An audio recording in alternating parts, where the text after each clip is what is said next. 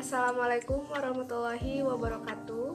Izin memperkenalkan kami dari kelompok 9 dengan anggota Andini Puji Lestari, Air Mansyah, Yuwandi Silaban, Asep Hidayat, Rida Melawati, dan juga Rizky Ramadan. Di sini kelompok kami mengangkat sebuah tema pembahasan yaitu mengenai perilaku kelompok dan juga kemampuan interpersonal. Sebelumnya saya ucapkan terima kasih banyak kepada yang terhormat Bapak Rohman Agus Jurnika STMM selaku dosen pengampu mata kuliah perilaku organisasi, dan juga saya ucapkan terima kasih banyak kepada rekan-rekan semua yang sudah ikut berpartisipasi dalam pemaparan kelompok kami. Baik, mungkin untuk selanjutnya kita langsung masuk saja ke dalam proses pemaparannya yang akan dibawakan oleh rekan-rekan saya. Baik, saya akan menjelaskan definisi kelompok. Kelompok adalah orang yang memiliki kepentingan yang sama dan memiliki beberapa landasan interaksi yang sama. Mereka diikat oleh serangkaian hubungan sosial. Kelompok dapat terorganisasi secara ketat dan berjangka panjang, namun juga dapat bersifat cair dan sementara. Kelompok dapat terdiri atas 2 orang atau lebih, bahkan bisa sampai ribuan orang. Ada pula jenis-jenis kelompok. Yang pertama yaitu kelompok formal dan informal. Kelompok formal adalah subunit sah dari organisasi yang telah ditetapkan oleh anggaran dasar atau suatu ketetapan manajemen. Jadi, kelompok ini sengaja dibentuk untuk memenuhi tugas yang nyata guna mendukung tugas organisasi. Lalu kelompok informal adalah kelompok yang muncul sebagai upaya pemenuhan kebutuhan individu dengan mengembangkan tata hubungan dengan anggota lain dalam organisasi. Kelompok informal hanya dapat terbentuk apabila lokasi fisik anggota-anggotanya, sifat pekerjaan, dan jadwal kerja memungkinkan untuk terbentuknya kelompok. Oleh karena itu, kelompok informal muncul dari kombinasi antara faktor-faktor formal dan kebutuhan manusia sebagai anggotanya. Lalu yang kedua ada kelompok primer dan sekunder. Kelompok primer adalah kelompok yang jumlah anggotanya sedikit. Hubungan antar anggotanya juga bersifat personal atau saling kenal secara pribadi. Contoh kelompok primer adalah keluarga, kelompok teman, dan sepermainan. Lalu ada pula kelompok sekunder. Kelompok sekunder adalah kelompok yang jumlah anggotanya banyak. Hubungan antar anggota bersifat impersonal atau tidak saling mengenal secara pribadi. Hubungan yang ada lebih bersifat fungsional. Artinya, orang bukan dilihat dari segi siapanya, melainkan lebih dilihat dari segi apa kegunaannya bagi pencapaian tujuan kelompok. Contoh kelompok sekunder adalah organisasi buruh atau universitas.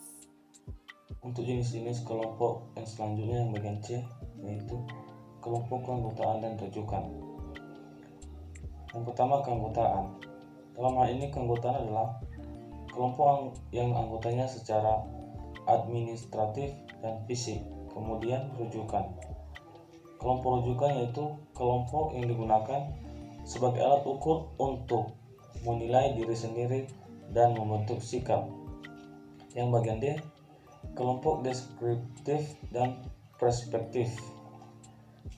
Yang dimaksud dengan deskriptif adalah klasifikasi kelompok dengan melihat proses pembentukan secara ilmiah berdasarkan tujuan, ukuran, dan pola komunikasi.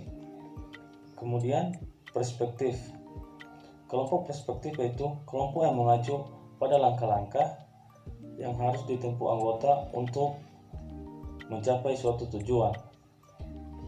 Untuk yang bagian E yaitu kelompok komandan. Kelompok komandan maksudnya kelompok yang beranggota untuk melaporkan langsung kepada manajer tertentu. Yang kemudian bagian F yaitu kelompok tugas. Kelompok tugas yaitu anggota yang bersama-sama menyelesaikan tugas yang ada. Kemudian yang terakhir kelompok kepentingan. Kelompok kepentingan yaitu anggota-anggota yang bekerja sama untuk mencapai tujuan khusus dan menjadi perhatian masing-masing orang. Saya akan menjelaskan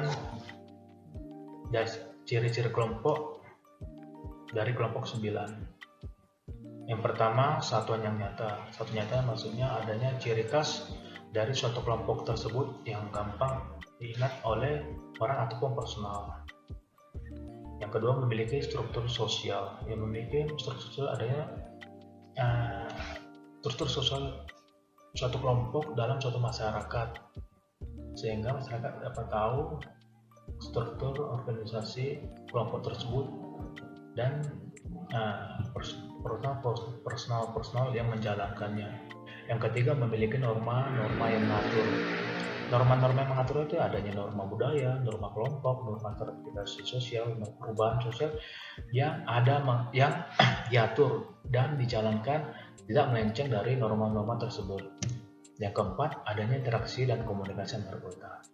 Interaksi antar anggota wajib ada untuk menyelesaikan suatu masalah yang dianggap itu membebani suatu kelompok atau anggota tersebut. Yang kelima, terdapat motif yang sama. Motifnya itu sama-sama bekerja sama untuk menyelesaikan suatu masalah. Yang keenam, terdapat akibat interaksi yang lain. Ya, dari akibat interaksi lain adanya dari segi positif dan negatif yang mereka menjalankan dari segi positifnya. Yang ketujuh, adanya penegasan dan pembentukan struktur sosial. Struktur tersebut yang telah dibentuk harus dijelaskan dan tidak ada pelenceng atau yang lari jalur dari struktur dan pembagian tugas dari struktur tersebut. Oke, slide berikutnya. Konsep peranan anggota kelompok. Yang pertama, tugas kelompok memecahkan masalah yang melahirkan gagasan baru. Ya, otomatis adanya dengan komunikasi antar kelompok tersebut akan menghasilkan jalan keluar dan itu merupakan gagasan baru yang bersifat positif. Yang kedua, pemeliharaan kelompok dengan usaha untuk memelihara emosional anggota kelompok. Ya, dengan ada pemeliharaan antar kelompok atau antar personal akan dapat meredam suatu emosional personal jika menghadapi masalah berat atau dianggap yang sulit, sehingga mereka berkoordinasi bersama-sama akan mempelajari suatu menahan emosional dan gimana cara menyikapi suatu masalah agar lebih positif untuk menanganinya. Yang ketiga, individual untuk memuaskan kebutuhan individual yang tidak relevan tugas kelompoknya. Ya, maksudnya ada kerjasama, ada komunikasi antara individu dan individu lain dapat saling melengkapi dan memiliki sifat positif untuk menyelesaikan masalah ataupun menjadi belajar atau mengembangkan personal atau individu itu tersebut. Oke, terima kasih, hanya itu yang bisa saya sampaikan. Bila ada kurang satu salahnya saya terima kasih. Selanjutnya, model terpadu dari pembentukan dan pengembangan kelompok. Yang pertama ada adaptasi, ditandai dengan kelenturan setiap anggota untuk menerima ide, pandangan, norma dan kepercayaan anggota kelompok lainnya tanpa merasa integritas terganggu. Yang kedua, ada pencapaian tujuan, menunda dan melepaskan ikatan dalam rangka mencapai tujuan bersama, mampu membina dan memperluas pola. Yang selanjutnya ada yang ketiga, fase perkembangan kelompok. Ada beberapa fase. Yang pertama itu 1, fase orientasi.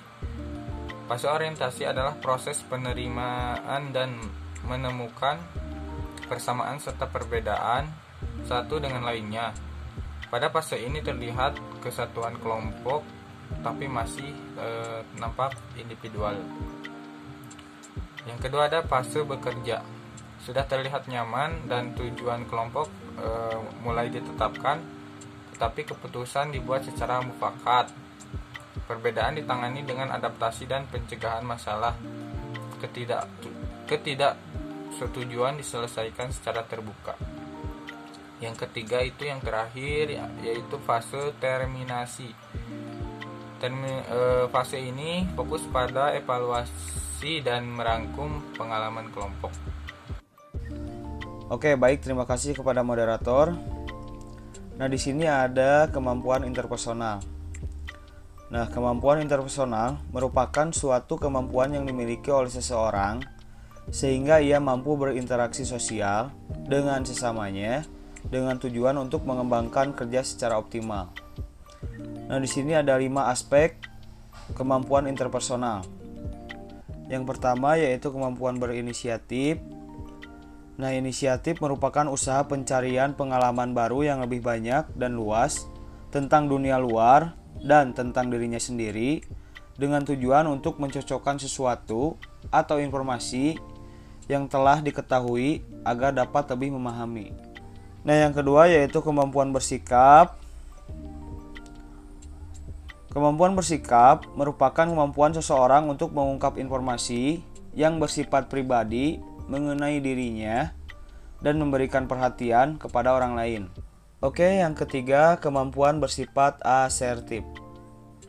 Dalam komunikasi interpersonal, orang seringkali mendapat kejanggalan yang tidak sesuai dengan alam pikirannya, sehingga di saat seperti itu diperlukan sikap asertif dalam diri orang tersebut. Yang keempat, kemampuan memberikan dukungan emosional.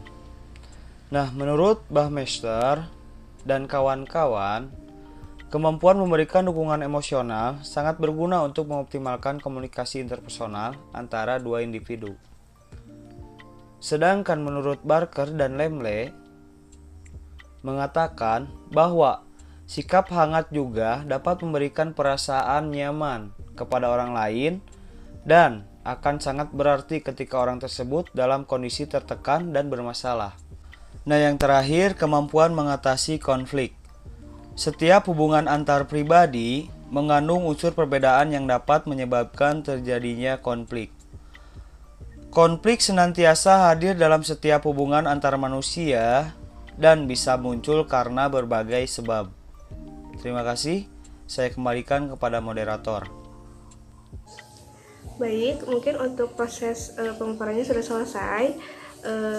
Mungkin cukup sekian pemaparan dari kelompok kami. Mohon maaf apabila banyak sekali kesalahan. Semoga sedikit ilmu yang kami share di sini bisa bermanfaat bagi rekan-rekan semua. Saya akhiri. Wassalamualaikum warahmatullahi wabarakatuh.